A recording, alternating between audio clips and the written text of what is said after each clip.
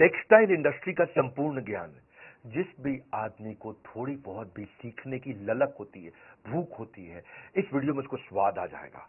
ये वीडियो में ना मेरे को भी बड़ा मजा आया है एक्चुअली। हाँ, ये एमबीए कराने वालों को टेक्सटाइल इंडस्ट्री की वो फॉर्मूला फ्रेमवर्क दूंगा। ये आपने कहीं एक जगह पे वो 10 स्ट्रैटेजी इकट्ठी नहीं सुनी होगी। नमस्कार, विवेक बिंद्रा बोल रहा हूं, फाउंडर एंड सीईओ बड़ा बिजनेस.com। बहुत दुखी रहते थे लोग टेक्सटाइल इंडस्ट्री को लेकर। बहुत लोगों ने बोला कमेंट बॉक्स में टेक्सटाइल में वीडियो बनाओ, टेक्सटाइल में वीडियो बनाओ। वापस आ चुका हूं, आज टेक्सटाइल इंडस्ट्री की पूरी बात करूंगा। आज मैं आपको रिटेलर से लेकर मैन्युफैक्चरर तक गेम चेंज करेंगे। पीछे मैंने कोई अच्छे वीडियो दिए हैं, वो जरूर साथ में चेक कर लेना। एक मैंने क्रेडिट का वीडियो दिया आपको, जिसमें मैंने बताया कि कर्जे से कर्जा कैसे मिल सकता है, आपको पैसा कैसे मिल सकता है अगर आपका सिविल स्कोर ठीक नहीं है तो भी, और बाकी टाइम मैनेजमेंट की कुछ टेक्निक्स, और यूट्यूबर के ऊपर शेयर मार्केट पे कुछ वीडियो डाले थे मैंने। समस्याओं का समाधान, घटेगा बिजनेस में नुकसान, बढ़ाओ कस्टमर रिटेंशन, खत्म हो जाएगा कंपटीशन। ये ज्ञान बढ़ा देगा आपका नाम, कैसे बेचे सामान कस्टमर केवल याद रखेगा आप ही का नाम। टेक्सटाइल इंडस्ट्री की एमबीए करने वाले हम। रिटेल, कपड़ों का रिटेल, कपड़ों का व्यापारी, ये जो है ना एक कस्टमर का बिजनेस होता है। इसमें आपको दुकान के अंदर शोरूम में कुछ एंटरटेनमेंट, एक्साइटमेंट रखनी चाहिए, तभी कस्टमर आता है।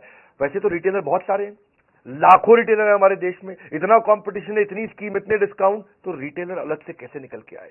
कपड़ों का व्यापारी क्या करेगा, इस इंडस्ट्री में होता क्या है, इसमें कौन छाता है, करोड़ों रुपया कैसे कमाया जा सकता है। सुनना मेरी बात को, अगर इसके अंदर जैसे खाने की इंडस्ट्री होती है ना, फूड, उसको पहले देख के खाते हैं, आंखों से खाते हैं, फिर जबान से खाते हैं। कपड़ों में भी ऐसी होता है। कपड़ों में भी ऐसी होता है, पहले आप कपड़ों को देख करके पहनते हो मन से, उसके बाद एक्चुअली पहनते हो। तो शोरूम आपका ऐसा होना चाहिए, कपड़े ऐसे होने चाहिए, देखने में अच्छे लगे। बड़ी ल्यूक्रेटिव इंडस्ट्री है, 10 लाख रिटेलर है आज हमारे देश के अंदर कपड़ों के, और ब्रेक इवन पॉइंट इसका बहुत इजी है, आसानी से अचीव हो सकता है। अगर 50% एफिशिएंसी पे भी करें तो ब्रेक इवन तुरंत मिल जाता है आपको इसमें। छोटा रिटेलर भी इसमें लॉस नहीं करता, लेकिन अगर ठीक से चलाए तो। आपका रोटी कपड़ा मकान नेसेसिटी है, रिसेशन प्रूफ बिजनेस है। थोड़ा सा भी अगर आपने चेंज होते हुए फैशन को रिस्पॉन्ड कर लिया, छा जाओगे। 10 स्ट्रैटेजी दे रहा हूं। पहला, रिटेल के अंदर सेल्स नहीं होती है, कपड़ों के शोरूम में भी सेल्स नहीं है, परचेज सेल्स है। क्या मतलब हुआ इसका? इसमें ना सारा गेम परचेज में है। परचेज, आपको क्या ब्रांड लेना है, क्या डिजाइन लेना है, कौन सी सीजन में चलेगा, किस प्राइस का चलेगा, गेम सारा परचेज में है। जितने भी मैंने कपड़ों के शोरूम देखे हैं, वहां सारी गड़बड़ तभी होती है जब उनके पास गलत माल पड़ा होता है। रिटेलर को एग्जीबिशन जाना चाहिए, एग्जीबिशन में जाकर के स्टडी करना चाहिए मार्केट क्या ले रही है। ऐसा नहीं कि आपको जो आकर के स्कीम दे गया है, जो आपको आके मिठाई का डब्बा देगा, भैया ये कपड़े ले लो हमारे, बहुत बढ़िया, ऐसे बहुत सारे एजेंट्स आएंगे बीच में, वहीं सारा गेम खराब होता है। परचेज सीख लो पहले क्या होता है, परचेज करते कैसे, फैशन और रेलेवेंसी के हिसाब से, पब्लिक डिमांड, ट्रेंड और रेलेवेंट स्टॉक के हिसाब से हमारे को लेना है। परचेज लाइफलाइन है, बाय राइट सेल राइट। सही खरीदा आसानी से अपने आप बिक जाता है। प्रॉब्लम क्या हो जाती है, मेन मुद्दा क्या है धंधे के अंदर, जब आप गलत माल लेके रख लेते हो तो इन्वेंट्री बढ़ जाती है, माल पुराना होता है, कपड़ा पुराना होते ही फैशन बदलते ही बिकना बंद हो जाता है। जब बिकना बंद हुआ तो गेम ओवर हो जाता है, क्योंकि रॉन्ग बाइक आपने, आपका अनसोल्ड स्टॉक मतलब आपका कैश फंस गया है। इतने दिन से कपड़े पड़े हुए हैं, मक्खी मार रहे हो आप, बिक नहीं रहे हैं, कैश आपका फंस गया है। ब्रांड जल्दी बिकते हैं, फटाफट बिकते हैं, स्कीम के चक्कर में मत आना। डेड स्टॉक हो रहा है तो तुरंत निकाल दो उसको। वाई एनालिसिस करो, मेरे साथ ऐसा क्यों हो रहा है, क्या मैं गलत डिजाइन ले रहा हूं, क्या मैं महंगा या बहुत सस्ता ले रहा हूं, क्या मेरा सेल्समैन ठीक नहीं है, या मैं डिस्प्ले अच्छे से नहीं कर पा रहा। बेसिकली यही 4 प्रॉब्लम होती है, डिजाइन की, प्राइस की, सेल्समैन की और डिस्प्ले की। ये 4 चीजें ध्यान रखनी अपने जरूरी है। बैड स्टॉक मत खरीदो, good stock, very good stock लेना। बैड स्टॉक मतलब जो बिकता नहीं, गुड स्टॉक मतलब जो बिक जाता है, डिमांड है, लेकिन वेरी गुड स्टॉक फट फट फट फट बिकता है। अब इसका मतलब क्या हुआ, 80-20 फॉर्मूला। फिर समझो, रिटेल के धंधे में आपकी सेल्स अच्छी नहीं करनी है, परचेज अच्छी करनी है। माल वही रखो, जो माल 80% बिकता है, ये केवल 20% तरह का माल होता है जो 80% बिक जाता है, और वही वाला 20% तरह का माल, उसको 80% भर लो अपने पास में। 80% ऑफ दैट 20% जो आपको 80% ग्रोथ देगा। ये है मेन मुद्दा इसके अंदर। इसको बोलते हैं एबीसी एनालिसिस या एफएसएन analysis, fast moving, slow moving, non moving. जो जल्दी बिकता है उससे शोरूम भर दो, जो धीरे बिकता है उसको केवल 15-20% रखो, और जो नहीं बिकता है उसको 2-5% से ज्यादा कभी मत रखो। यही है मेन सारा का सारा गेम। परचेज जो है ना, माल को जमा करना। परचेज मतलब जमा, दुकान में सामान लाते हो, परचेज मतलब जमा, सेल्स मतलब मजा। जमा मजा, जितना बढ़िया सेल्स करोगे उतना मजा आएगा आपको। लेकिन क्या है, जब आपका अगर जब जमा राइट है तो sales becomes easy and light. When the jama is right, यानी कि purchase is right, sales becomes easy and light. But when jama is wrong, गलत सामान ले आए, sales delays for very long. मुद्दा यही है। When jama is right sales becomes easy and light, when jama is wrong sales delays for very long. अगर आपने EBO खोला है वहां तो आसान है, एक्सक्लूसिव ब्रांड आउटलेट बोलते हैं, मतलब एक कंपनी का शोरूम खोल लिया, वहां तो आसान है, वहां तो कोई कंफ्यूजन ही नहीं है। जो बड़ा ब्रांड है वो खुद ही मर्चेंडाइज ढूंढने में आपको मदद करता है, वही आपको कौन सा माल लेना है, कितना माल लेना है, इस मार्केट में क्या चलेगा, मार्केट इंटेलिजेंस देता है, प्रोडक्ट मार्केट फिट आपको बना के दे देगा। हाँ, तो वहां पे आपके लिए, क्योंकि अगर अच्छी सेल हो रही है तो आपके ब्रांड पे भी इंपैक्ट करेगा, तो वो खुद ही कंपनी करके दे देती है। लेकिन अगर आपका ईबीओ नहीं है, मल्टी ब्रांड आउटलेट है, तो आपको परचेज समझदारी से करनी है। दूसरा, स्टॉक आउट इज पॉइजन। देखो, जो माल ज्यादा बिकता है ना, वो अगर स्टॉक आउट मतलब क्या होता है कि भाई सामान खत्म हो गया है, बिकने वाला माल वो खत्म हो गया है। देखो, अगर कुछ स्टॉक फालतू रखा है ना, उसका जो नुकसान है आप कैलकुलेट कर सकते हो कि भाई मेरा 50,000 रुपए का माल फालतू पड़ा है और वो बिक नहीं रहा, मतलब 50,000 रुपए फंसा हुआ है। लेकिन जो माल बिकता है वो नहीं है, तो कितने सारे कस्टमर वो ले जाते जो लेके नहीं गए, वो आपको पता भी नहीं चलने वाला।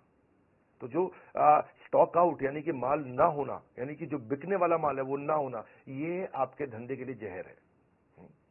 अगर आपके पास स्टॉक कम पड़ा है, अंडर स्टॉक है या गलत स्टॉक है, इसका कारण तो या तो लैक ऑफ फंड, आपके पैसे की कमी है, वर्किंग कैपिटल मैनेज नहीं करना आ रहा है, या माल अगर जल्दी बिक के खत्म हो गया है, इसका मतलब आपको पता ही नहीं कि पुअर डिमांड फोरकास्टिंग है, आपको आइडिया नहीं है आपके पास क्या बिकता है।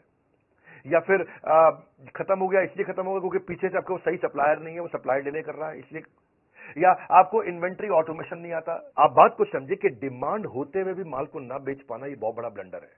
हाँ, कस्टमर भी चला जाएगा, आपकी इमेज भी चली जाएगी और दूसरे के पास चला जाएगा। तो आप क्या करिए, परेटो प्रिंसिपल जो मैंने बताया था, जो 20% माल 80% बिकता है, उस माल का हर महीने फ्रेश बाइंग करते रहो, शोरूम नया लगेगा। आप फ्रेश बाइंग हर महीने करते रहो, शोरूम नया लगेगा। आपको वर्किंग कैपिटल मैनेज करनी आनी चाहिए, आपको ट्रेंड और फैशन पकड़ में आने चाहिए। आप या तो ईबीओ खोल लो, दो पाए, या तो एक्सक्लूसिव ब्रांड आउटलेट खोल लो, भाई जिस कंपनी, वो कंपनी खुद ही बता देगी क्या बिकता है क्या नहीं बिकता, उसके पास ईआरपी है, सॉफ्टवेयर है, बता देगा। और आप ईबीओ नहीं खोलना चाहते, अपना ही एमबीओ चलाना चाहते हो, तो फिर ईआरपी खुद लगा लो। रेडी सोल्यूशन आजकल ईआरपी के बहुत सारे आ रहे हैं, वो लगा लो, काम हो जाएगा। तीसरी स्ट्रैटेजी पे ध्यान देना, लोकेशन जो है ना, इसमें बड़ा गेम चेंजर है। आपके शोरूम का, आपके स्टोर का, आपकी कंपनी का लोकेशन कहां पे है, फिजिकल लोकेशन से बात बनती है। भैया अगर लोकेशन कमजोर है, कस्टमर ही नहीं आ रहा, तो बेकार है। आपका जो प्राइमरी कस्टमर है ना, जो 60 से 80% कस्टमर वैसा होता है जो माल खरीदता है। सेकेंडरी मतलब 15% कस्टमर ही कभी कभी लेता है। टर्शरी मतलब वो कस्टमर जो माल खरीदता ही नहीं है। इसका कैलकुलेशन करना सीख लो, ये कैसे मिलते हैं, इसके कुछ तरीके होते हैं, ये मिलते कैसे हैं, क्या फैक्टर होते हैं। आप जहां दुकान खोल रहे हो वहां कस्टमर आपके काम के रहते कितने हैं, वो पढ़े लिखे कितने हैं, यहां पे चलने वाले पैदल ग्राहक कितने घूमते हैं, इनकी उम्र क्या है, जो प्रोडक्ट आप बेच रहे हो वो उस उम्र के लोगों को देना है कि नहीं देना है, किस प्रोफेशन के लोग रहते हैं आसपास। कुछ इलाके होते हैं जहां व्यापारी ज्यादा रहते हैं, कुछ इलाके होते हैं जहां अपार्टमेंट होती है, सोसाइटीज होती है, हाई राइज टावर में नौकरी करने वाला ज्यादा होते हैं। इनकम ग्रुप कैसा है, लाइफस्टाइल कैसा है, धर्म क्या है उनका, प्राइवेट व्हीकल उनके पास है कि नहीं है, उनकी उनकी स्पेंड करने की क्षमता कितनी है। आसपास जहां आपने शोरूम खोला है वहां कोई मेट्रो जाती है क्या, वहां कोई बस जाती है, ऑटो आता है, पब्लिक ट्रांसपोर्ट है वहां पे। ये चीजों को देखो तब आपको समझ में आएगा यार, यहाँ लोकेशन ठीक है, यहाँ माल अपने को शोरूम खोल देना चाहिए। चौथी स्ट्रैटेजी बड़ी कमाल का गणित दूंगा इसमें मैं, ये रियल कंटेंट है भाई साहब। हाँ, brand gives you better inventory turnover.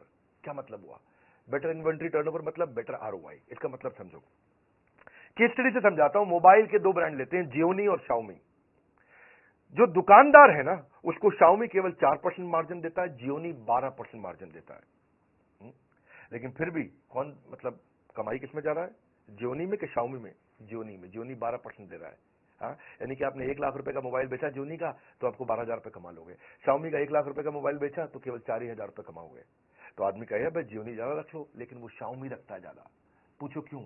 क्योंकि समझो यहां पे दो आपके बड़े अच्छे से खाने बने हुए हैं जहां आपने मोबाइल रखे हुए है कि नहीं, रैक अंग्रेजी में बोलते हैं। यहां 1 लाख रुपए का जियोनी पड़ा है, यहां 1 लाख रुपए का शाओमी पड़ा है। जियोनी 1 लाख रुपए का पूरे महीने में एक ही बार बिकेगा, यानी कि एक महीने में 1 लाख रुपए का आपने जियोनी बेच लिया, तो आपको उस पर कितना बच गया? 12% के हिसाब से 12,000 रुपए बच गया। लेकिन शाओमी इतनी तेज बिकता है, इतना ज्यादा बिकता है, इतना ज्यादा बिकता है कि ये 1 लाख रुपए का माल बिक गया, फिर आपने खरीदा, फिर बिक गया, फिर आपने खरीदा, फिर बिक गया, फिर आपने खरीदा। आपने फंसाया तो 1 ही लाख है, लेकिन ये 10 बार बिक गया। इधर 1 लाख का माल 1 बार बिका, शाओमी का 1 लाख का माल 10 बार बिक गया।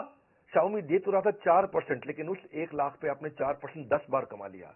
यानी कि आपने यहाँ 40,000 रुपए कमाया और यहाँ आपने 1 लाख पे केवल 12% देखने में अच्छा था, पर ये एक ही बार बिका तो आपने 12,000 कमाया। तो इस 1 लाख पे अपने महीने में 12,000 रुपए कमाया, इस 1 लाख पे महीने में आपने 40,000 रुपए कमाया, क्योंकि माल 1 ही लाख का रखा था, बिक रहा है, आ रहा है, बिक रहा है, जा रहा है। आप तो 1 ही लाख का माल फंसाते हो ना, अपना पैसा तो 1 ही लाख फंसाया दोनों जगह पे आपने, पर ये कम बार बिका जियो नहीं, तो यानी कि 1 बार बिकने पे आपको 12,000 कमा के दिया, 10 बार 1 लाख का माल बिकने के कारण आपको 40,000 रुपए कमा के दिया। इसको बोलते हैं आरओआई।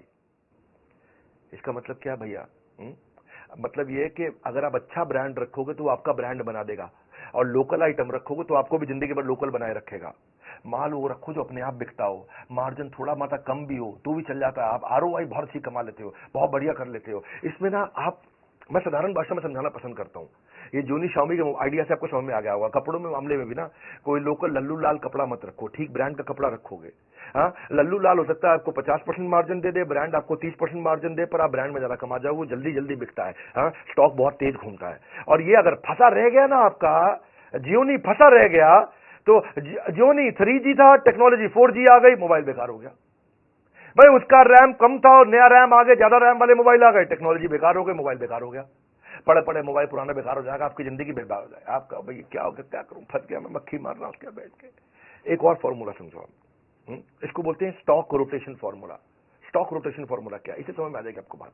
अगर आप बिल्कुल पढ़े लिखे नहीं हो ना तो भी ये फॉर्मूला समझ में आ जाएगा आपको। हाँ, मैथमेटिक्स तो छोड़ो, अगर आपने खाली 10वीं छोड़ो, 8वीं छोड़ो, 5वीं तक पढ़ाई करिए, इतना इजी कर दूंगा। सेल्स अपॉन स्टॉक का मतलब क्या है? आपने सेल्स करी 2 करोड़ की और माल आपने 1 करोड़ का खरीदा, यानी कि साल के एंड में आपके पास 1 करोड़ का माल बचा, लेकिन साल के एंड तक आपने सेल 2 करोड़ की कर दी। कैसे करी होगी? ऐसी करी ना कि भाई माल गया आया, गया आया, तो आपने माल आपने 2 बार मंगा लिया। तो आपका जो फंसा था 1 ही करोड़ फंसा था, लेकिन माल आपने 2 बार बेच दिया। आप, कई लोग इतने समझदार होते हैं, इतने समझदार होते हैं कि 1 करोड़ लगा करके 5 करोड़ की सेल कर देते हैं, और कई एक्सट्रीमली बेस्ट होते हैं, वो 1 करोड़ लगा करके 1 करोड़ का माल साल में 10 बार बेच देते हैं। यानी कि कपड़ों के शोरूम में उसको बोलेंगे 10 करोड़ अपॉन 1 करोड़, यानी कि उसका स्टॉक रोटेशन 10 बार हो गया है। आप समझो, तो इसको ऐसे समझो भाई, कुछ दुकानदार पुराना माल पड़ा है, वो थान में लिपटा हुआ है, उस पर दाग पड़ जाते हैं, जीन्स रखते हैं, किसी लोकल शोरूम में जाओगे दुकान पे, वहां जीन्स जब वो खोल के निकालेगा ना तो उसके घुटनों से जहां फोल्ड करी थी जीन्स, उसमें लाइन सी आ जाती है। देखिए आपने कभी कभी ब्राउन सी भूरे रंग की लाइन आ जाती है, क्योंकि माल पड़ा हुआ है, उसका स्टॉक रोटेशन नहीं हो रहा, पुराना माल पड़ा हुआ है, खराब हो गया उसका माल, फैशन बदल चुका है, माल पड़ा हुआ है। वही चक्कर है। आपने अगर 1 करोड़ का माल 10 बार बेच दिया तो आपका स्टॉक रोटेशन 10 है। इसको आप ऐसे समझो फॉर्मूला से आसानी से, कि 1 करोड़ का माल अगर आपने 30% मार्जिन पे साल में 1 ही बार बेचा तो आपको 30 लाख रुपए बचा। लेकिन आपने दूसरी तरफ 1 करोड़ का माल साल में 5 बार बेच दिया, जल्दी जल्दी बेच दिया, 30% की जगह खाली 20% मार्जिन कमाया, तो 20% मार्जिन आपका 1 करोड़ का होता है 20 लाख, लेकिन 5 बार बेच दिया, यानी कि 20 लाख मल्टीप्लाइड बाय 5, 1 करोड़ रुपया। यहां 30% मार्जिन के साथ आपने 30 लाख कमाया, 20% मार्जिन के साथ आपने 1 करोड़ कमा लिया। वो 30 लाख कमा रहा साल में, 1 करोड़ कमा रहा साल में। एक ही अमाउंट फंसाया दोनों ने, इन्वेस्टमेंट दोनों की बराबर थी, पर उसकी बेचारे की कमाई साल के एंड में 30 लाख है, इसकी कमाई साल के एंड में 1 करोड़ है। ये मजा मार रहा है। इसके लिए करना क्या हुआ? समझ में तो आ गया आपको? 4 महीने पुराना माल खरीदी के भाव पे बेच दो।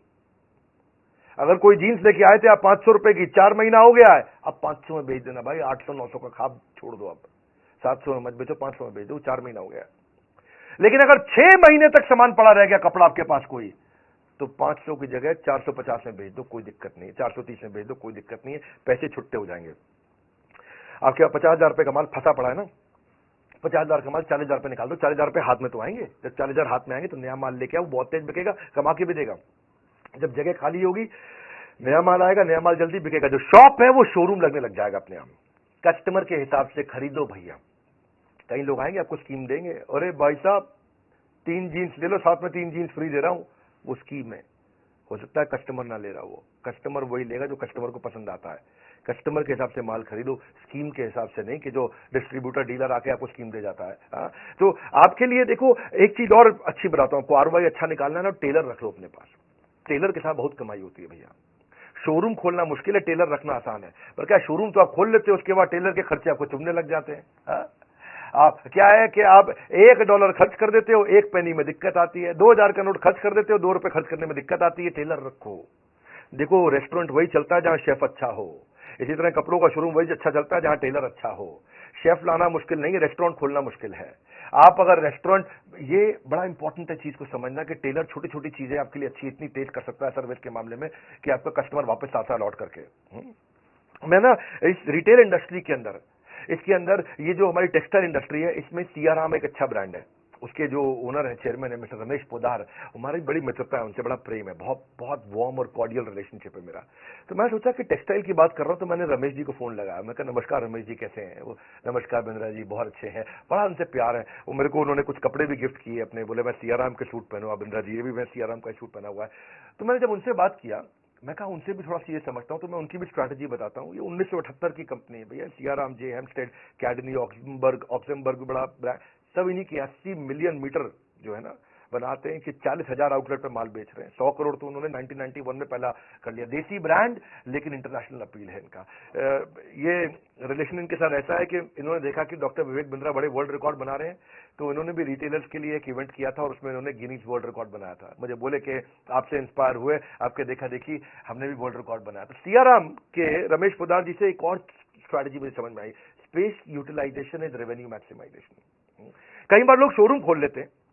अब एक भाई थे हैदराबाद के, और उनका जो शोरूम था, उनका जो स्टोर था, वो 6,000 स्क्वायर फीट का था। 3,000 स्क्वायर फीट ग्राउंड फ्लोर पे, 3,000 स्क्वायर फीट फर्स्ट फ्लोर पे। तो ग्राउंड फ्लोर पे उन्होंने बना रखा शोरूम, बहुत बढ़िया, चकाचक, लाइट, बहुत सुंदर, मतलब अंदर घुसो तो देख के बड़ा हो मजा आ जाता। और ऊपर उन्होंने बना दिया गोडाउन।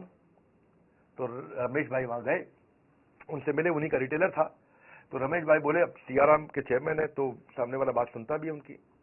बोले यार तुम गलती कर रहे हो, प्राइम लोकेशन पे, हैदराबाद की सबसे महंगी रोड पे तुम्हारा ये शोरूम है, और फर्स्ट फ्लोर को तुमने बना रखा है गोडाउन। गोडाउन सस्ती जमीन पे बनाओ, तो ग्राउंड फ्लोर पे भी शोरूम कर दो, फर्स्ट फ्लोर पे भी शोरूम कर दो, स्पेस को यूटिलाइज करो। स्पेस यूटिलाइज होगा, रेवेन्यू मैक्सिमाइज होगा। वो भाई मान गया उनकी बात। वही आदमी जो नीचे ग्राउंड फ्लोर पे 8 करोड़ का टर्नओवर कर रहा था, ऊपर फर्स्ट फ्लोर खोलते ही वो 12 करोड़ पे आ गया, फिर 15 करोड़ पे आ गया। उन्होंने बहुत धन्यवाद किया, क्योंकि जब गोडाउन बनाना था वो सस्ती जगह बनाया, खर्चा उसका बहुत कम हो गया। वरना अगर ऊपर फर्स्ट फ्लोर जो इतनी प्रीमियम लोकेशन थी, उससे फट फट फट फट तेज कमाया उन्होंने। तो स्पेस यूटिलाइजेशन जब करोगे तो उसमें देखो मैनेक्विन अच्छे से डालो, ट्रायल रूम बनाओ, शीशे लगाओ, डिस्प्ले शेल्फ अच्छे लगाओ, डिस्प्ले काउंटर बढ़ाओ। जितना अच्छे से स्पेस को यूटिलाइज करेंगे ना, उतना रेवेन्यू मैक्सिमाइज होता है आपका। अगला है छठा स्ट्रैटेजी, इफेक्टिव ट्रेनिंग, मतलब हायर कन्वर्जन।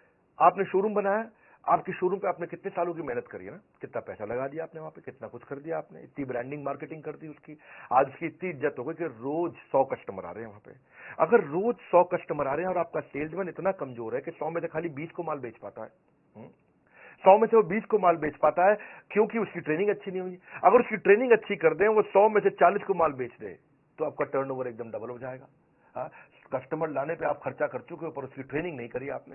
ये छोटे छोटे खर्चे होते हैं। प्रोफेशनलिज्म बढ़ाइए, प्रोफेशनल्स को लाइए, उनको इतना प्रेम दीजिए कि वो फैमिली हो जाए, फैमिली को लाइए, उनको उतना ट्रेनिंग दीजिए कि वो प्रोफेशनल हो जाए। दो बातें हैं कि आप जब किसी इंप्लॉय को हायर करते हो, उसको इतना प्रेम दो प्रोफेशनल आदमी को कि वो फैमिली जैसा हो जाए, और खुद के जो परिवार वाले हैं उनको इतना ट्रेनिंग दे दो कि वो प्रोफेशनल्स की तरह काम करना शुरू कर दें। मजा आएगा। उसके बाद ट्रेनिंग का कल्चर बना दो। यंगस्टर्स को बहुत दिक्कत आती है, उनके लिए बड़ा आसान हो जाएगा। डेटा ड्रिवन अप्रोच रखो, मेजरेबल गोल रखो, नहीं तो एवरीथिंग गोल गोल हो जाएगा। अगर मेजरेबल गोल नहीं होगा तो एवरीथिंग गोल गोल। गोल गोल चाहिए या बड़ा जबरदस्त वाला गोल चाहिए। अपने मैनेजर को, स्टोर कीपर को, सेल्समैन को, कस्टमर सर्विस एग्जीक्यूटिव को, शॉप फ्लोर में सबको बढ़िया ट्रेनिंग दो। इसको सारे रिटेलर्स के आप बता देना, जितने भी भैया अपने टेक्सटाइल वाले हैं। गेम चेंजर वीडियो में कुछ ऐसे फॉर्मूला दूंगा आपको मैं। तो सेल्समैन ना बड़ा इंपॉर्टेंट टच पॉइंट होता है। 10 में से 2 कस्टमर को माल बेच पा रहा था, वो 10 में से 4 को बेचना शुरू हो गया। अच्छी ट्रेनिंग दे दी आपने तो टर्नओवर डबल हो गया आपका। तो आपका जो शॉप फ्लोर है वो बहुत इंपॉर्टेंट एरिया है। उसको आप फीचर वर्सेस बेनिफिट की ट्रेनिंग दो। भाई कपड़ों का फीचर मत बताओ, बेनिफिट बताओ। उसको प्रोडक्ट की origin, history, accessories, catalogue, prices, कपड़ों के डिफरेंट साइजेज, यूके का साइज ये है, यूएस का साइज ये है, मेन का साइज ये है, वुमेन का साइज ये है, फैब्रिक का उसको एक्सपीरियंस हो जाना चाहिए, कॉम्पिटिटर क्या प्रोडक्ट बेच रहा है, कॉम्पिटेटिव एडवांटेज क्या उसको समझ में आ जाना चाहिए, एटिकेट्स के साथ बात करें, रैपो बिल्डिंग, रिलेशनशिप बना करके माल बेचे, कस्टमर के बाइंग बिहेवियर को पहचाने। डिफिकल्ट गुस्से वाला कस्टमर आ गया, एकदम चिड़ा हुआ, नक चढ़ा, ऐसे वाला भी होते हैं ना कहीं, हाँ, उसके साथ भी बड़ा कैसे वो डील करे, उसको कैसे समझाए और कैसे फॉलो अप करे, रेफरल कैसे ले, सेल्स को क्वालिफाई करे, प्रोफेशनल एथिक्स और एटिकेट उसको समझ में आ जाए, क्रॉस सेल अपसेल कर सके, है कि नहीं है। क्रॉस सेल अपसेल क्या होता है कि वो अगर कोट खरीदने आया तो अंदर के लिए शर्ट भी बेच दी साथ में, हाँ? अगर वो ट्राउजर लेने आया तो ट्राउजर के साथ में आपने सॉक्स भी बेच दी उसको, आपने अगर वो स्कर्ट लेने आई है तो आपने साथ में टॉप भी बेच दिया उसको, तो उसको क्रॉस सेलिंग। अप सेलिंग क्या है, अगर वो 2000 वाला ले रहा है तो उसको 2000 की जगह 3000 वाला माल बेच दिया, एस्पिरेशनल सेलिंग कर दिया। कस्टमर का मन कैसे मोह ले ताकि सेल्स अपने आप ही हो ले, हाँ, कस्टमर का मन कैसे मोह ले सेल्स अपने आप ही हो ले, इससे आपका आरओआई निकल के आएगा, गेम चेंजर है। सातवीं strategy, keep an I on KPI. KPI मतलब की परफॉर्मेंस इंडिकेटर। कुछ फॉर्मूलाज रखने चाहिए अपने स्टाफ के साथ, अपने ऊपर भी रख सकते हो। बेटा झूठ बोल सकता है, डेटा झूठ नहीं बोल सकता। फॉर्मूला क्या है आपको पता, भैया मैं गैस नहीं देता, मैं ये नहीं बोल रहा जॉन लगा दो, मेहनत कर लो, खून पसीना एक कर लो, एड़ी चोटी का जोर लगा दो, ये सब बोल रहा हूं क्या मैं? फालतू मोटिवेशन नहीं मेरे भाई, रियल फॉर्मूला। बिजनेस के मामले में डॉक्टर विवेक बिंद्रा के चैनल पे आ जाओ, बड़ा बिजनेस, बस बस बस इतना ही। केपीआई मतलब डेटा ड्रिवन काम करना है। कैसे करना है आपको? डेटा ड्रिवन का मतलब है जैसे ना आप कुछ फॉर्मूला चेक करो, प्रॉफिट पर स्क्वायर फीट। अगर आपका 1000 स्क्वायर फीट का शोरूम है, आपका 1 लाख रुपए का प्रॉफिट हो रहा है, तो 1 लाख को 1000 से डिवाइड कर दो, आपको पता चल जाएगा प्रॉफिट पर स्क्वायर फीट कितना आ रहा है। फिर वो बेंचमार्क से उसको इंप्रूव करो। एवरेज ट्रांजैक्शन वैल्यू, जितने लोग आ रहे हैं, मेरा जो मेरा नाई है ना, बाल काटने आता था मेरे, उसके यहाँ एवरेज ट्रांजैक्शन वैल्यू जो थी 200 रुपए की थी। मैंने उसको बताया कैसे कॉम्बो बना दे और average transaction value, average order value को 500 रुपया कर दे। उसने कॉम्बो बनाना शुरू किए। जो कस्टमर बढ़ाना मुश्किल है, लेकिन उसी कस्टमर से ज्यादा पैसा लेना आसान है। तो 200 में जो बाल काटता था, शेव करता था, उसने बोला मैं मसाज के साथ में बाल भी फ्री कर रहा हूं काटना, शेव भी फ्री कर रहा हूं, ये भी कर रहा हूं। तो लोग जो है ना, उसने, मैंने उसको बताया कि ऐसा करो, सेल्फी ले ले यार, एक थीम उसको दिया, वो बहुत चल गया उसको, भाई मजा आ गया, है कि नहीं। लोगों ने वो 200 की जगह 500 का माल लेना शुरू कर दिया। इसको बोलते हैं एवरेज ट्रांजैक्शन वैल्यू। ऐसे ही आप लीड कन्वर्जन, कि भाई जितना कस्टमर आ रहा है कितने को बेच पा रहा है, पिछले महीने से ज्यादा रेवेन्यू करके देखा, ये भी केपीआई हो गया, की performance indicator. Upsell cross sell कितना कर रहा है। एवरेज सेल्स साइकिल टाइम, मतलब ये कस्टमर को कितनी देर में बेचता है। कई सेल्समैन होते हैं, वो उसके पास कस्टमर आया 15 मिनट में बेच देते हैं। कई सेल्समैन होते हैं, उसके पास कस्टमर आया 1 घंटा सब खोल के बैठ जाता है, ये भी देख लो, ये भी देख लो, ये भी देख लो। कस्टमर कंफ्यूज, गोल चक्कर होता रहता है। साइड में अमेजॉन खोलता है और वो अपनी मम्मी को बोले मम्मी यहाँ से ले लेंगे, माल भी नहीं बिकता, है कि नहीं। और बिकता भी तो 1.5 घंटे बाद जाके बिकता है। इसको क्या बोलते हैं, एवरेज हैंडलिंग टाइम, AHT। तो ये भी देखो कौन एम्प्लॉय ज्यादा टाइम लगा रहा है। Average profit margin on sales, कौन डिस्काउंट ज्यादा दे देता है, पूरे मार्जिन पे बेच रहा है कि नहीं बेच रहा। ये सेल्स पर रिप्रेजेंटेटिव, अगर आपकी 1 लाख की सेल हुई है और आपने पास 10 आपके पास एम्प्लॉय है, सेल्समैन है, तो मतलब ऑन एन एवरेज एक आदमी 10,000 रुपए की सेल करता है। तो जो 10,000 से ज्यादा की करता है उसकी ताली बजा दो, जो 10,000 से कम की करता है उसकी ट्रेनिंग कर दो। ये कुछ बढ़िया बढ़िया केपीआई होते हैं। सेल्स पर एम्प्लॉय निकाल लो, एम्प्लॉय टू कस्टमर रेशियो निकाल लो, कि भाई आपने इससे ये बड़ा फायदा है एम्प्लॉय टू कस्टमर रेशियो, कि अगर आपके पास रोज 1000 कस्टमर आ रहे हैं और 10 सेल्समैन हैं, तो आपने निकाल लिया भैया कि मैं 100 कस्टमर पे एक सेल्समैन दिन भर में लगाता हूं। जब फेस्टिवल का टाइम आता है, 1000 कस्टमर की जगह 3000 कस्टमर हो जाते हैं, तो आपको पता चल जाएगा कि भाई मुझे 1 महीने के लिए 10 की जगह 30 आदमी करने पड़ेंगे, क्योंकि आपका एम्प्लॉय टू कस्टमर रेशियो निकल गया। हाँ, कस्टमर कितने दिन तक आपके साथ ट्रांजैक्शन करता है, क्योंकि कस्टमर रिपीट कस्टमर बन रहा है कि नहीं, लॉयल कस्टमर बन रहा है कि नहीं, प्रमोटर एडवोकेट बन रहा है कि नहीं बन रहा। क्योंकि ये भी बड़ा इंपॉर्टेंट फॉर्मूला है। रिटेंशन रेट, कितना कस्टमर रिटेन हो रहा है। रेफरल रेट, कितना कस्टमर आया और कितने को नए साथ में लेकर के आया, रेफरल किया उसने। क्योंकि केपीआई जब आप कर देते हो तो इससे आप एम्प्लॉइज को अकाउंटेबल कर लेते हो। एम्प्लॉइज अपने आप काम करते हैं, आपकी प्रेजेंस के बिना काम करते हैं। आप जो है वृंदावन में बैठ करके कीर्तन कर रहे हो, भगवान का जप कर रहे हो, या दुबई के बीच पे लेमिनेट पी रहे हो, पीछे से धंधा अपने आप चल रहा है, क्योंकि आपने फॉर्मूला लगा के सबको मेजर करना शुरू कर दिया। लोग ऑर्गेनाइजेशन की प्रायोरिटीज को समझ जाते हैं, आपके एम्प्लॉय रिस्पॉन्सिबल होते हैं, बड़ी क्लैरिटी मिल जाती है उनको, इंडिविजुअल परफॉर्मेंस अच्छी होने लग जाती है। ये केपीआई था। 8वीं स्ट्रैटेजी है फिजिटल। फिजिटल मतलब अब फिजिकल शोरूम के साथ डिजिटल भी जाओ। बाइंग बिहेवियर बदल रहा है, इंफॉर्मेशन एज है, सब कुछ इंटरनेट पे दिख रहा है, सब कुछ इंटरनेट पे चल रहा है। पहले लोग टच फील करते थे, अब इंटरनेट से खरीद लेते हैं। तो आप डिजिटल भी हो जाओ साथ साथ। डिजिटल होने में घबराने की कोई जरूरत नहीं है, एक्सटेंशन है फिजिकल स्टोर का। आपको पूरे देश में जाने की जरूरत नहीं, आप डिजिटल तुरंत फटाफट पहुंच जाते हो। आप होम डिलीवरी दे सकते हो, सर्विस का एक्सटेंशन है वो। हमारे ना बड़े सारे कोर्सेज हैं कि फिजिकल बिजनेस को डिजिटल बनाने के लिए, WhatsApp marketing, digital marketing, Facebook marketing, e commerce marketing, email marketing. बस आपने ये सब सीख लिया, व्हाट्सएप मार्केटिंग आपने सीख लिया, तो आप कस्टमर को प्रोडक्ट भी भेज दोगे, उसको प्राइस भी बता दोगे, उससे परचेज भी करा लोगे, उससे पेमेंट भी करा लोगे और अपना प्रॉफिट भी कमा लोगे। बड़ा आसान है, तो वो मुश्किल नहीं है। आपके प्रोडक्ट में आएगी विजिबिलिटी, जैसे प्रोडक्ट की डिजिटल बढ़ेगी विजिबिलिटी, आपके धंधे में आ जाएगी स्केलेबिलिटी। आसान है ये। आप अपना गूगल पे, फेसबुक पे, सोशल मीडिया पे, आप आजकल गूगल की लिस्टिंग, बिजनेस लिस्टिंग बहुत होती है कि नाम, एड्रेस, फोन नंबर डाला, अपना विजुअल कंटेंट सारा डाल दिया, भाई मेरे पास ये कपड़े हैं, आपको रिव्यू लेने शुरू कर दिए, एकदम बात बनेगी। आपका लोगो वो डाल दो, वहां पे सब काम हो जाएगा, कस्टमर रिव्यू देने लग जाता है आपको। इससे आपको लीड मिलेगी, विजिबिलिटी मिलेगी, डिस्प्ले मिलेगा, बहुत अच्छा है ये। आपके मार्जिन अपने आप बढ़ जाते हैं, बीच में सारे इंटरमीडिएटरी खत्म हो गए, इसको कमीशन दो, उसको कमीशन दो, कुछ नहीं, सीधा कस्टमर को माल बेचो, 365 दिन आप बेच सकते हो। क्योंकि इंटरनेट तो आपका रात को भी चलता है, दिन में भी चलता है। शोरूम तो आपका खाली दिन में खुलता है, इंटरनेट तो आपका रात को 2 बजे भी इंटरनेट पे दुकान खुली है, आपकी दुकान इंटरनेट पे सुबह 4 बजे भी खुली है, 26 जनवरी पे भी खुली है, 15 अगस्त को भी खुली है। इंटरनेट पे तो आपकी दुकान हर समय खुली हुई है। तो इसको सीखो आकर के, हमारे भी कोर्सेज हैं बहुत सारे, इसके ऊपर आप ज्वाइन कर सकते हो, बोर्ड लाइन नंबर पे फोन करके। बहरहाल 9वीं स्ट्रैटेजी, अगर आपको ईबीओ का मतलब क्या है? ईबीओ मतलब एक्सक्लूसिव ब्रांड आउटलेट। इसमें आपकी मेहनत कम है, ब्रांड की मेहनत ज्यादा है, वो सारे आपकी मदद करते हैं। मान लो आपने कोई भी ब्रांड उठा लो, अभी सीआरएम की बात कर लेते हैं, सीआरएम का ब्रांड उठा लो, उसके अपने लॉयल कस्टमर है, उसकी अपनी बहुत बड़ी विजिबिलिटी है, उसका अपना प्रूवन एक क्वालिटी और कमर्शियल वायबिलिटी है, और आपको बड़ी अच्छी प्रीमियम अपील है उसकी। ब्रांड का अपना एक विजन होता है, उसकी अपनी लॉन्ग टर्म स्ट्रैटेजी होती है, उसके अपने ग्रोथ प्लान होते हैं, उसके बाद अपने मार्केटिंग के बजट होते हैं। आप थोड़ी कर सकते हो सारे बॉलीवुड वाले को ला दो। हमने अगर सीआरएम का एग्जांपल लिया तो उन्होंने आजकल दीपिका पादुकोण के हस्बैंड को अपना ब्रांड एम्बेसडर बना रखा है, और अब वो आएगा अपना आकर के, वो तो पता ही है, रंगीन कपड़े पहनता है। तो अब आप तो नहीं, आप दीपिका पादुकोण को या उसके हस्बैंड को ला सकते हो आसानी से, कोई आप तो दुकानदार हो। तो ईबीओ भी आप ट्राई कर सकते हो, ईबीओ बड़ा अच्छा ऑप्शन है। और रणवीर सिंह नाम है उसका, मैं नाम भूल जाता हूं, मैं बॉलीवुड कम देखता हूं। तो वो जो है, आप उसको आपको तो खर्चा नहीं करना है, ब्रांड अपने आप खर्चा करता है, ब्रांड का आपको सपोर्ट मिल जाता है, ब्रांड आपको प्रॉपर्टी सिलेक्शन करा देगा, आपको रेंट नेगोशिएट करा देगा लैंडलॉर्ड से। आप अगर अच्छा ब्रांड होगा, बहुत सारे ब्रांड हैं, लुई फिलिप, फलाना ढिकाना, बहुत सारे हैं। आप उसमें से अगर मान लो हमने अभी सीआरएम की बात करी, तो आपको स्टोर भी डिजाइन करा के देंगे, स्टोर लेआउट भी कर देंगे आपका। सैकड़ों शोरूम हो चुके हैं आप सीआरएम के, और अब उनका आइडिया ये है कि अगले 1 साल के अंदर 1000 नए शोरूम खोलने वाले हैं। इनके अपने फ्रेंचाइजीज खोलते हैं ना ये, तो प्रोडक्ट की ट्रेनिंग देंगे आपको, ऑपरेशंस की हेल्प कर देंगे, फ्लो ट्रेनिंग दे देंगे, बिलिंग का सॉफ्टवेयर दे देंगे, आपको वॉक इन कैसे बढ़ाओगे, आपको लेआउट, साइनेज, हर एक चीज रेडी करके देता है। तो ईबीओ में आपकी टेंशन खत्म है, कोई नया आदमी भी चालू कर सकता है। 10वीं स्ट्रैटेजी क्या है? ईबीओ में ईजी एक्सपेंशन। अगर आपका एमबीओ है, मल्टीपल ब्रांड आउटलेट है, तो पुरानी गल्ला चला आ रहा है। दादाजी बैठते थे, दादाजी के पिताजी बैठते थे, अभी आपके पिता बैठते हैं, अभी आप खुद बैठते हैं, अपने बच्चों के लिए क्या करें? क्योंकि भैया एमबीओ को एक्सपैंड करना मुश्किल है, ईबीओ को आसान है। ईबीओ आप एक साथ 10 शोरूम चला सकते हो, एमबीओ में आपको खुद ही गल्ले में बैठना पड़ता है।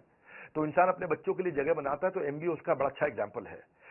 फ्यूचर बच्चों का आप सिक्योर कर सकते हो, क्योंकि टेक्सटाइल के जो पुराने खिलाड़ी हैं वो भी, और जो बिल्कुल नए हैं वो भी अपने बच्चों को, इसमें सूखा सूखा बिजनेस होता है ईबीओ का, एकदम सूखा सूखा बिजनेस। भाई कंपनी से ही माल आया, कंपनी की सारी स्ट्रैटेजी, कंपनी का सारा सिस्टम आया, कस्टमर भी आया, कस्टमर को पहले शोरूम के बारे में पता है, उसको पहले ब्रांड के बारे में पता है, ओ सियाराम, तो वो आएगा, सियाराम का कपड़ा खरीदेगा, चला जाए, आपको क्या टेंशन है इसमें? कईयों के पास जो कमर्शियल जगह होती है, मॉल में, कहीं पर डिस्ट्रिक्ट सेंटर में, कहीं पे कुछ लोग हैं जिनके पास काम है पर जगह नहीं है, तो वो जगह लेके काम कर ले, और कुछ लोग जिनके पास जगह है पर कोई काम नहीं है, तो उनके लिए भी अच्छा कि भाई, क्योंकि ईबीओ करना आसान है, आपको ट्रेड का आदमी होने की जरूरत नहीं है, कोई भी आदमी कर सकता है। मैं देखो, आपको ना ईबीओ में बिना बिजनेस के बैकग्राउंड के भी आप कर सकते हो। आप मैकडोनल्ड्स का या किसी भी खाने का, किसी का भी आप फ्रेंचाइजी की तरह ईबीओ चला सकते हो उसका। आपको राइट फॉर्मूला दे देते हैं सक्सेस का। आपको अगर सीआरएम वालों से बात करना, तो उनसे भी बात करके देखो, मेरे को क्योंकि उनका बड़ा अच्छा लगा, मैंने खुद जाकर के देखा उनका।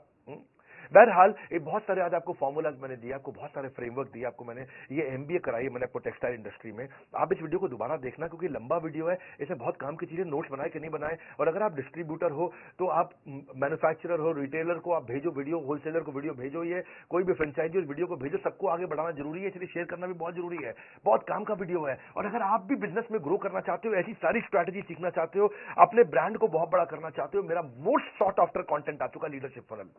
ये वो कंटेंट है जहां कोई गैस नहीं है, ये थोड़ा प्रीमियम है, इसमें खाली 300 सीट होती है। एक हम 5 स्टार, 6 स्टार, 7 स्टार होटल में करते हैं इसको, एयरपोर्ट के पास करते हैं, जहां पे हम लोग बहुत केवल 300 सीट, राइट सीधा क्वेश्चन आंसर वहीं पे टक टक टक टक टक टक, रियल कंटेंट। आपका पहले ट्रेनिंग नीड एनालिसिस कर लेते हैं, आपका पहले ही पूरा कच्चा चिट्ठा पढ़ लेता हूँ, क्योंकि आपसे हम फॉर्म भरवा लेते हैं पहले, आपके बिजनेस को समझ के आता हूँ, आपके क्वेश्चंस को रेडी करके आता हूँ मैं पहले से ही। आपको real life example, case study देते हैं, एग्जीक्यूटिबल स्ट्रैटेजी देते हैं, और एक गेम चेंजिंग कोचिंग डायरी देते हैं।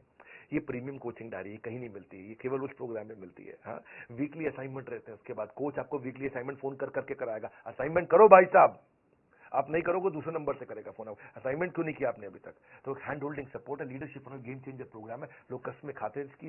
इसी अभी तुरंत अगला बैच आ गया है, आप फटाफट पता कर लो, सीट खत्म ना हो जाए। लीडरशिप में आपको लाइफ टाइम मेंबरशिप भी हम फ्री दे रहे हैं, और इस वीडियो को सारे रिटेलर्स तक पहुंचाओ। पता नहीं फ्री कंटेंट से किसकी कितनी मदद हो जाए। बड़े गेम चेंजिंग इसमें स्ट्रैटेजीज है। हमारे साथ जुड़े रहने के लिए, इस वीडियो को शेयर करने के लिए, लीडरशिप फनल के लिए फोन करके पता लगाने के लिए आप सबका हृदय की गहराई से प्रेम पूर्वक बहुत बहुत